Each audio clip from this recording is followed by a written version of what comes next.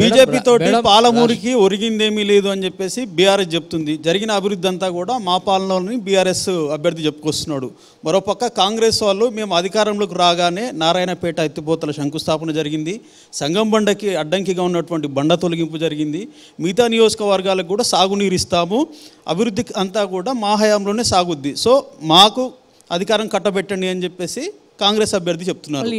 మరి మీరైతే Congress cross voting మీద ఆశలు పెట్టుకున్నారా, బీజేపీ ఓటు బ్యాంక్ మీద పెట్టుకున్నారా, లేదా ఇంకేదైనా కొత్త ఈక్వేషన్ ఉందా? ఒక సామెత ఉంటుంది, సిగవునమ్మ ఎట్లా తిప్పినా సింగారమే అని. అట్లా అధికారం చేతిలో ఉంది కాబట్టి వాళ్ళు ఎన్ని అబద్ధాలైనా చెప్తారు. ఇప్పుడు అవన్నీ అబద్ధాలని నిజాలని చెప్పుకుంటారు. అంటే సంగంబండ చేశారు కదా మేడం, సంగంబండ చేశారు, నారాయణ ఏం పెద్ద ఘనకార్యం అండి. ప్రాజెక్ట్ కట్టిండా, ఏమన్నా వచ్చాడా? అంటే మీరు ప్రాజెక్ట్ కట్టిండా? లే ప్రాజెక్ట్ కట్టిండా? అది మేమే కదా చేసింది, అది డీకరణం ఉన్నప్పుడే కదా చేసింది. అది మా నాయన చిట్టం నర్సిరెడ్డి గారి కళ.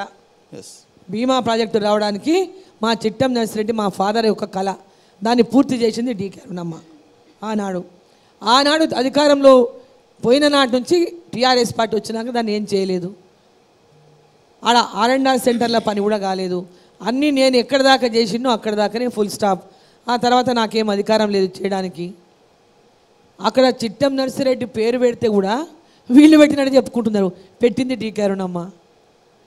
మా తండ్రి గారు నక్సలైట్ల దాడుల్లో కాల్పుల్లో చనిపోయినారు కాబట్టి ఆ ప్రాజెక్టు కోసం ఆయన చేసినటువంటి శ్రమని ఆరాటాన్ని చూసి ఆ ప్రాజెక్టు పూర్తి కాకముందే, ఆయన కళ నిజం కాకముందే ఆయన నక్సలైట్ల యొక్క కాల్పులో చనిపోయినారు కాబట్టి వారి పేరుతో ఆ యొక్క ప్రాజెక్టు పేరు పెట్టించింది నేనే.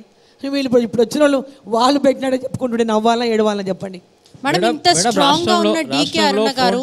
ఫోన్ ట్యాపింగ్ సంబంధించిన ప్రకంపనలు సృష్టిస్తున్నాయి, మొత్తంగా హల్చల్ చేస్తున్నాయి. దీనికి సంబంధించి మీరు ఏమంటారు? నిజంగా ఫోన్ ట్యాపింగ్ జరిగిందంటారా? హల్చల్ చేయడము బంద్ చేయడము రెండు రేవంత్ రెడ్డి కోత కాదు. హల్చల్ చేయాలి, దాన్ని మూతేయాలి. ఈరోజు హల్చల్ ఉంటుంది, రేపు మూత పడుతుంది. అదేం కొత్తగా చూస్తలేం కదా, ఎప్పటి నుంచో చూస్తున్నాం, ఇది కొత్త కాదు. ఇది అంటే జరిగిందా జరగలేదు అనుకుంటున్నారా? 100% జరిగింది. మరి ఎందుకు ఆపినో వాళ్ళు చెప్పాలి జవాబు. ఇప్పుడు అరుణ్ గారు, బీజేపీ ఉపాధ్యక్షుడు దర్యాప్తు ఎందుకు ఆపినో రేవంత్ రెడ్డి గారు దానికి సమాధానం జరుగుతుంది కదా, దర్యాప్తు జరుగుతుంది. ఇప్పుడు ఆగిపోలేదు. కాళేశ్వరం గురించి మాట్లాడినరు అధికారంలో లేనప్పుడు, PCC అధ్యక్షుడిగా ఉన్నప్పుడు. ఈరోజు జ్యుడిషియల్ ఎంక్వైరీతోనే దాన్ని మూత మూసిండ్రు.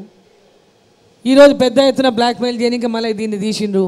దీన్ని కూడా ఏదో కాంప్రమైజ్ అయింటారు, లోపల పైన పైన పైన ఏదో చేస్తున్నారు. దాన్ని కేంద్రంలో మీ ప్రభుత్వం ఉంది కదా, ఏమన్నా ఎంక్వైరీకి ఆర్డర్ చేయిస్తారా? ఖచ్చితంగా చేస్తాం ఎంక్వైరీకి. ఏది కూడా వదిలిపెట్టేది లేదు, ఎవరిని కూడా వదిలిపెట్టేది లేదు.